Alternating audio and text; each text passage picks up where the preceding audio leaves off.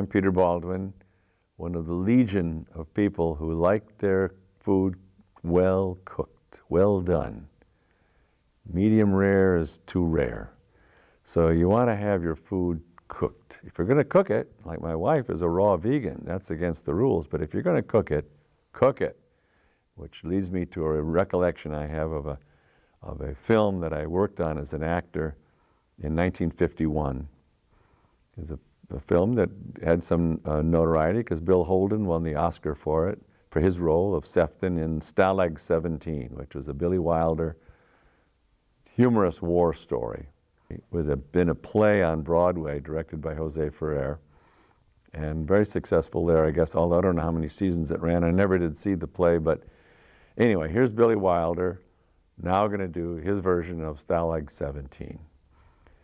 We started 1 week indoors and then went out to location. I was under contract to Paramount at the time with another fellow, Michael Moore, and we were involved with indoors and outdoor shots, and we were the cover set of the, meaning if it rained on a location day, they would scoot back into the studio and shoot us crawling through a tunnel because we were escaping from Stalag prison camp 17 in near the Swiss border in Germany. So we went out on location to Calabasas, California, which is a little I guess west of Los Angeles, and some terrain that they had fashioned a prison camp, all the exterior buildings, maybe 5 or 6 buildings and barbed wire and such. And we went out for the first time we were out there was a night shoot, and it was going to be the machine gunning, if you'll have it, of the 2 escapees. I was named Johnson, Michael Moore was Manfredi, and we referred to the rest of the film, but we were dead. Anyway, we went out for a night shoot, and then those of you who know, the call sheet, your orders, so to speak, in the Navy they would be called your orders, or in the Army your marching orders. They said, they have a phrase, and it's 6 o'clock at the studio. Arrive at the studio at 6 o'clock, you'll be taken out to the location, and it'll be dark pretty soon because it was in October. And so on it, there's a little phrase that said HHD. Well, I didn't know, it's my first job. I didn't have any idea what HHD meant, but okay, I'm going to work, this is great. And I knew what I was supposed to say, and I knew what it was the scene was going to be, so out we went. It was the beginning of the escape, where we get out of our bunks, and there's a trap door underneath a stove so that we're going to drop out of the barracks, raised building, and crawl along underneath it, making our way to the latrine, where there was another trap door, this time into a tunnel, and that tunnel leading to the under the wire and out into the forest. So we got there, and they started shooting some scenes. As I remember, we started the crawling scene under the barracks first, and around midnight, they called lunch. In the movies, the first meal is always called lunch, no matter when it is, morning, afternoon, evening. In this case, at midnight, the lunch call came, and we all piled into buses, all the probably 40 or so actors, maybe not that many that night, but 15 or 20 actors, the crew, and off we went to a steakhouse in Calabasas, which was kind of a remote suburb then. Now it's very well built up in LA. So we got to Helene's, the steakhouse. At the same time, a limo pulled up with Billy Wilder and Bill Holden, who was also making that same crawl into the barracks at a later time in the movie, so we were all on call that night. And we went into Helene's, and going in the door with all of us crowding in, getting ready to go to tables, Billy Wilder said, "Who's going to have a steak tartare?" Now, I remember having had dinner, that little phrase. I didn't have dinner. I didn't know what that meant. So I didn't eat since lunch, so I was very hungry at midnight. And any kind of steak sounded good to me. I don't know what a steak tartare meant, but it's okay, it's some kind of steak. And so I said, "I will." And Holden said, "Me too." And there was silence. 40 or so people, dead silence, or shaking their head, "No, not me." Okay, said Wilder. You cowards, get over there and eat over there. The three of us are going to eat here. So there I was, seated, my first job, the first night outdoors, with Billy Wilder, director of Sunset Boulevard, later to come Some Like It Hot, and many great films. And Bill Holden, one of the truly nice and good actors and very well respected as an actor, and me, first night out. So we sat there, and I didn't exactly understand you cowards and all that stuff, and 40 people sitting over there, and the three of us on the other side of the restaurant, just the three of us at a table for three. And then the food came. And here was this plate, a rather large plate. They were trying to cater to the movie company that had rented them for the night. A huge mound of raw, freshly ground steak with a big, raw, jiggly egg right nestled in the center of it. A couple of onions and capers on the side, but that I didn't even see those at first. All I saw was that thing jiggling. Remember, I don't like jiggly, uncooked things. So I said, oh my gosh, what am I going to do? I couldn't possibly eat this. And I'd never even heard of it before, steak tartare. Where does that come from? Tartar sauce, that's for fish, but steak tartare. All right.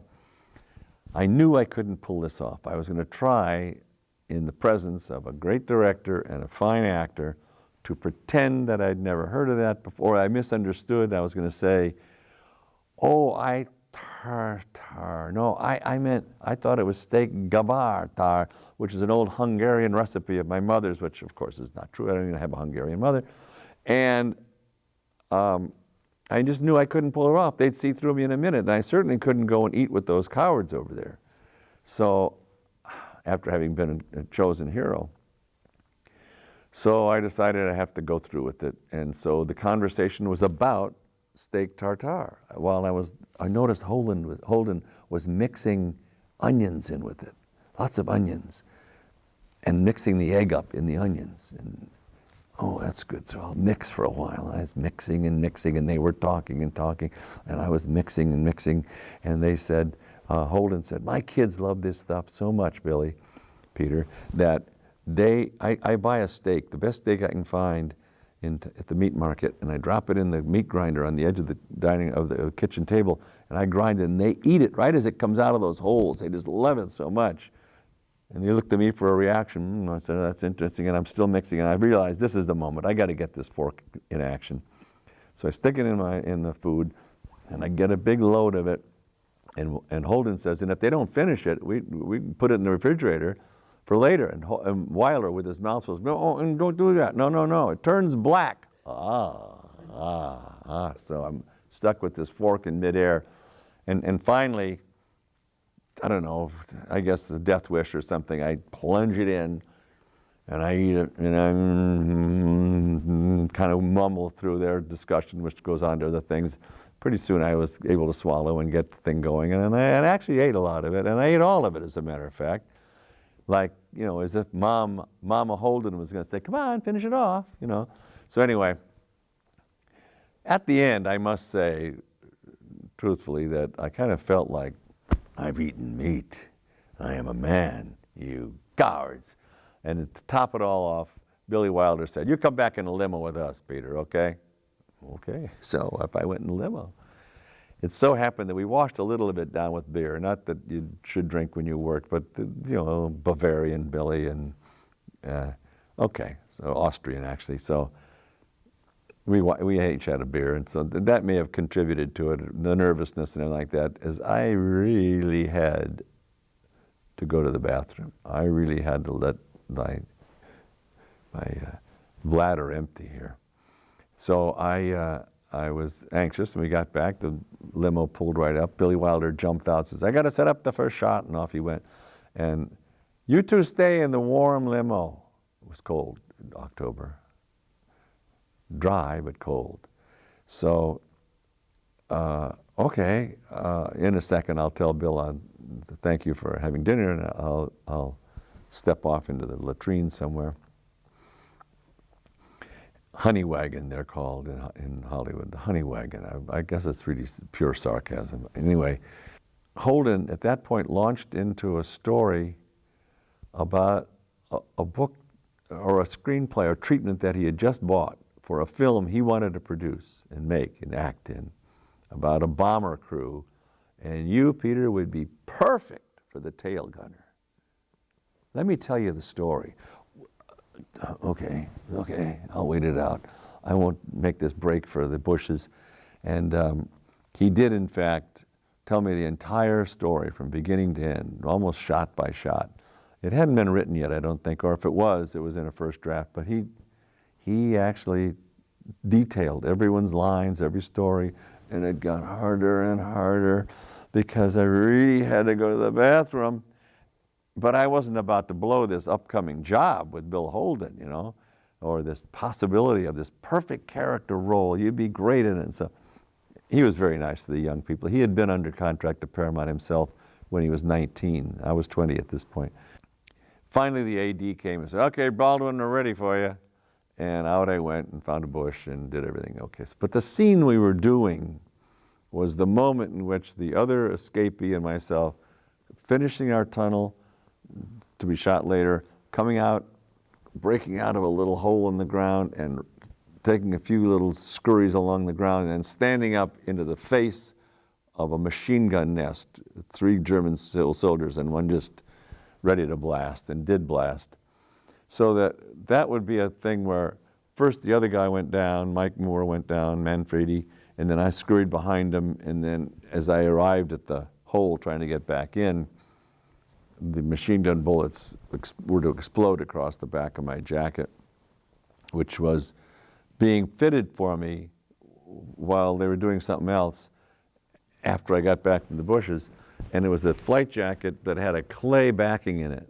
And outside the clay, under the cloth of the jacket, were these squibs, little explosive squibs that they're wired down my back and through my pant leg and down to a board where they set off these in sequence. They can electrically fire these things. And it so happened while they were doing this down my leg, and I was looking to see how, okay, and everything's fine, okay, everything's fine. What the other thing they were shooting was the machine gunners, another shot of the machine gunners. So when that went off, those machine gun bullets went off, and I thought, is it here, is it where?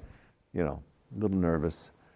And everything was fine, except I was very happy that I had visited those bushes before, or else it would have been a true actor studio method acting of fear and non-manliness or unmanliness. Notwithstanding the night shooting, which was the second week of shooting, the first day of shooting was the beginning of our escape, interior, on the stage, in the set. And I didn't know, I'd never done a movie before. I didn't know how much the director told you. We rehearsed, we didn't even rehearse. He talked about it a little bit, and we said, okay, you get in the bunks, and then one time you get up, and he'd kind of generally plotted out what we were going to do. And so I thought, well, maybe I'm going to try something. I need something to show how nervous and yet excited I was to be making this escape. So I thought, a matchstick, or toothpick, something I could chew on and move back across my mouth. And in acting there's this phrase, fly catching. Well, fly catching is when the star or anyone is making a big soliloquy. The character who has to be listening to it, or is one of the extras around, or even one of the actors, might be catching flies, just to kind of steal the attention while the guy is giving Hamlet's farewell address. He's kind of catching flies. Anyway, this wasn't my idea to catch flies and draw attention to myself. It was more of a device to show my inner nervousness. So I got in my bunk, and Michael got up on his, and all right, boys, here we go. And it wasn't just us. There were other guys getting the barracks ready for us to go and make this escape. So he looked at me and he said, I just thought maybe it was, I know you're looking at the toothpick. You think maybe too much or what? I'm trying to show the nervousness. He said, no, that's okay. Good. That's all right. But remember, this ain't the Princeton Triangle show, here. Just keep it calm. And so I did run into Billy Wilder years later at Paramount when I was a director in television, and I was very proud. I very proudly went up to him and said, Mr. Wilder, I'm also a director now. That's what I do. I've stopped acting and I'm directing, and very proud of it. And I remember so fondly those early days. And he said, yeah, he kind of didn't want to fake it, but he kind of remembered. He thought maybe. I didn't say my character's name or anything like that, but he did say, oh yeah, the Princeton Triangle Show guy, you know. So I don't think he meant it ultra sarcastically about the Princeton Triangle Show. He was just telling you the measure to take it down. Don't do any too much histrionics with it. But that's what he remembered. Much like Holden, when we used to talk, he was at Paramount a lot and under contract to them too for most of his career. And I'd run into him now and again, and he'd say, hey, there's my tail gunner, a film that was never made, unfortunately. You know. Great experiences. Stalag 17.